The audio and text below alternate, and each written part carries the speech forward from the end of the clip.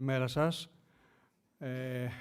Θα σας καλωσορίσω στο 9ο συμπόσιο της Ελληνικής Συνεταιρίας για την Ενεργειακή Οικονομία. Θα μου επιτρέψετε να ξεκινήσω στα αγγλικά, καθώς το συνέδριο είναι διεθνές και θα δείτε ότι στην πορεία υπάρχουν αρκετά πάνελ τα οποία είναι στα αγγλικά και αρκετά τα οποία είναι στα ελληνικά. Υπάρχει μετάφραση, όποιος έχει κάποιο θέμα μπορεί να πάρει ακουστικά για τη μετάφραση. So, good morning, distinguished guests, colleagues and friends. It is a great honor to welcome all of you to Hellenic Association for Energy Economics Energy Transition Symposium for the 9th consecutive year. The topic of this year's symposium is striving for stability in an uncertain energy world, and it underscores the critical need to balance progress with resilience in our energy systems. As we have set course in the complexities of the global energy transition, we face unprecedented challenges and uncertainties. From fluctuating markets and geopolitical tensions to the urgent need for sustainability and innovation, our goal is to create stable and reliable energy solutions that can withstand and adapt to these dynamic conditions. 2023 marked a very positive and significant record for the energy sector on a global scale, as renewables exceeded a share of 30% in electricity production. Solar energy in particular has been driving this transformation by becoming the fastest growing source of electricity for 19 consecutive years. However, this rapid growth brings new challenges, such as the need for advanced energy storage solutions and upgraded electricity grids to handle increased renewable energy production. These challenges can, of course, provide fruitful ground for more innovation, both in technological and business sense. As far as Greece is concerned, significant strides are made in this area with the overall aim to overcome and become a European energy hub. The country is progressing with energy storage projects and grid upgrades to support the growing influx of renewables.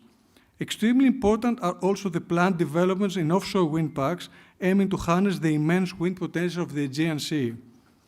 Yet, achieving these ambitious goals requires an extensive market and sector restructuring to adapt to emerging trends and conditions and prepare for the future energy sector.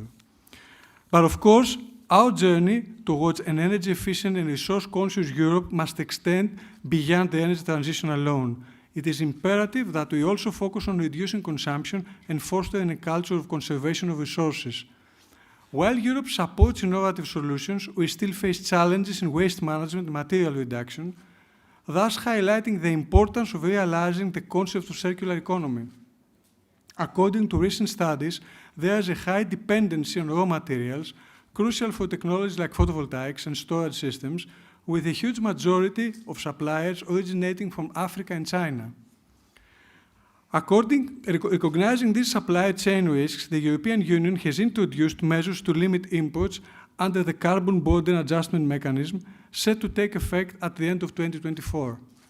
Coupled with regulations from the Critical Raw Materials Act and revisions in waste management policies, we are paving the way for securing raw materials and strengthening our industrial sector, particularly in strategically important technologies.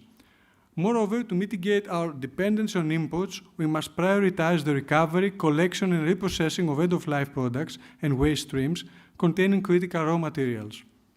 By supporting the development of recycling technologies and promoting the use of secondary raw materials, we can create sustainable loops that conserve resources and strengthen our markets, thus introducing new fields for innovation opportunities. A critical pillar of our transition efforts remains energy efficiency and the reduction of consumption. In 2023, in Greece, we exhibited a 3% increase in energy consumption, while in contrast, we observed a 3% decrease at the European level. The transport and building sectors are our major consumers, with the latter offering significant opportunities for improvement. Over half of Greek buildings were constructed before 1980, and they fall into the lowest energy efficiency classes. This presents a prime opportunity for deep energy innovation and upgrades. The recent recast of the Energy Performance of Buildings Directive, the EPBD, by the European Union mandates ambitious targets such as zero CO2 emissions for all new buildings by 2030 and a 16% reduction in energy consumption in residential buildings. These measures underscore the crucial role of the demand-side part of our energy systems, and particularly the demanding role of building sector in our decarbonization efforts. All these perspectives offer distinct challenges and great opportunities for further innovation actions.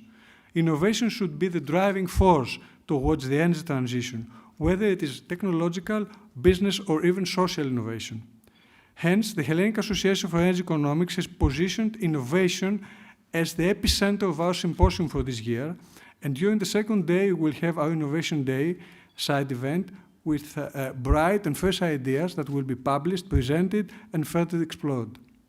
To sum up, as we strive for stability in this uncertain energy world, we must foster a culture of creativity and forward thinking so that we can overcome the obstacles before us and seize the opportunities for growth and improvement. Let us embrace innovation in all its forms, harnessing the collective brilliance of our minds to build better, cleaner, and more efficient energy systems. Please follow us on this symposium, and I encourage each one of you to engage fully, share your insights, and collaborate on the innovative solutions that will serve our energy future and lead the way to a brighter and more sustainable tomorrow. This conference could not have happened if we did not have support of our sponsors, like the Platinum sponsor, which is Hellenic Energy, our premium sponsors, Akku Energy, Deloitte, which also host us, and want to thank them, Ecoelas, Faria Renewables, Howden, Independent Power Transmission Operator, the IPTO, the National Bank of Greece, RWE, and Volton Hellenic Energy. Thank you all for being here today, and I look forward to our discussions.